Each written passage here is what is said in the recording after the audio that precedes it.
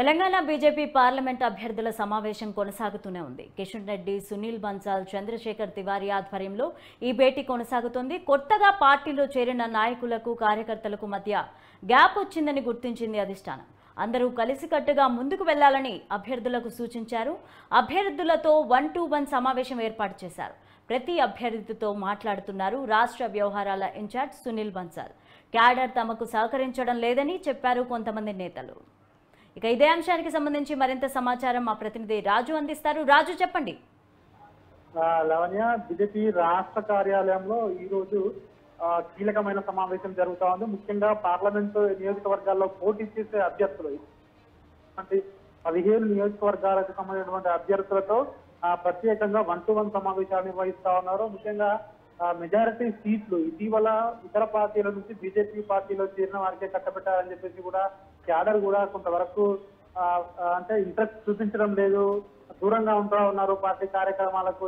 ఇంతవరకు కూడా అభ్యర్థులను ప్రకటించిన ఎన్నికల ప్రచారంలోకి వెళ్ళడం లేదని చెప్పేసి కూడా అధిష్టానం అయితే గుర్తించడం జరిగింది. ఈ గ్యాప్ ను అంటే సరిదిద్దేందుకు ఎక్కడైతే లోటుపాట్లు ఉన్నాయో అవన్నింటినీ రెక్టిఫై చేసి ఎన్నికల్లో విజయడంగా మోగించాలి. ఖచ్చితంగా పార్టీ గెలుపు కోసం ప్రతి ఒక్కరూ కృషి చేయాలనే ఉద్దేశంతో ఈ రోజు ఈ సమావేశాన్ని అయితే ఏర్పాటు చేయడం జరిగింది.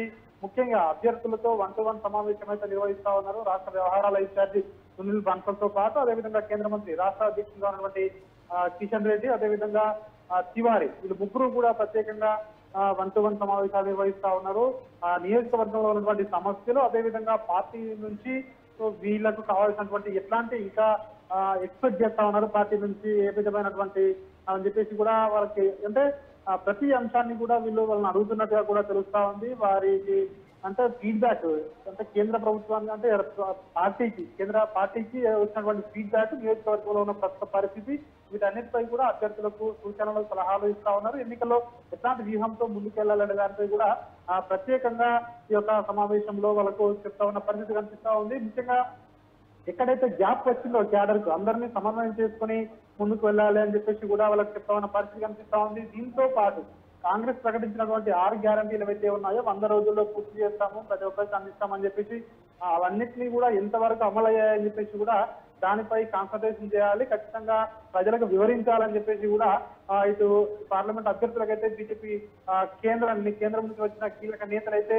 ఒక దిశానిర్దేశం చేశారు. దీంతో పాటు బీఆర్ఎస్ పార్టీ, అదేవిధంగా కాంగ్రెస్ పార్టీ ఈ రెండు ఒకటే అని చెప్పేసి కూడా ప్రజలకు వివరించాలని చెప్పేసి కూడా ఒక సమావేశంలో నిర్ణయం తీసుకున్నట్టుగా కూడా మనకు సమాచారం అంతా ఉంది. అయితే రాజు, కొంతమందికి మాత్రమే క్యాడర్ సహకరిస్తుంది, మరి కొంతమందికి సహకరించట్లేదు అని చెప్పి నేతలు అంటున్నారు. దీన్ని ఏమనుకోవాలి? ముఖ్యంగా ఇటీవల ఇతర పార్టీల నుంచి, ముఖ్యంగా బీఆర్ఎస్ పార్టీ నుంచి బీజేపీలో చేరిన 1-2 రోజులకే ఇక్కడ టికెట్లు సాధించారు బీజేపీలో.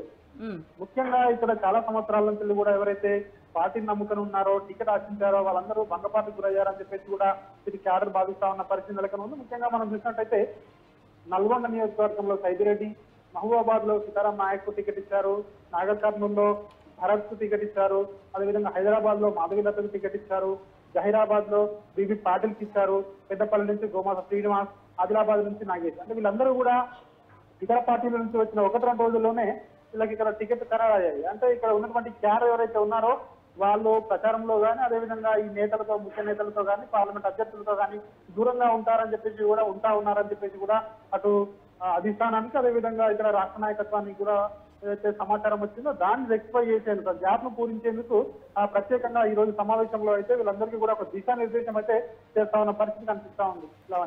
Right, thank you Raju.